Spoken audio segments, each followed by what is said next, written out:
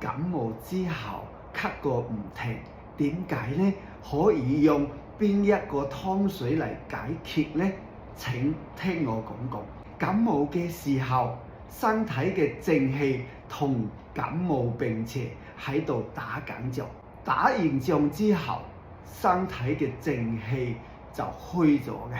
而呢個時候，如果邪氣未清，就會引起咳嗽。中醫對於呢一啲嘅稍微咳，就要扶正驅邪，趕走病魔。一係扶正益氣，恢復元氣；一係和解表裏，解決紛爭；一係清熱化痰，打掃戰場。以下我就嚟同大家分享中醫點樣用湯水嚟打掃戰場。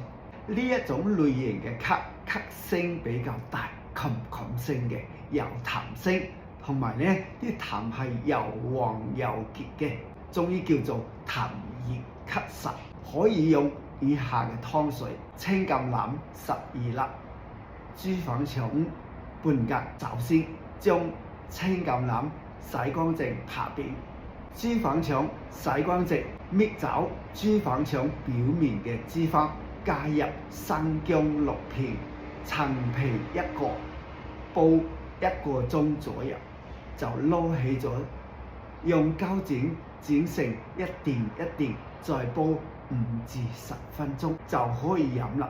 呢個湯水非常之溫和，可以天天飲，飲到冇咳為止。如果你仲有其他類型嘅咳嗽，想知道中醫點樣調理，就話俾我聽啦。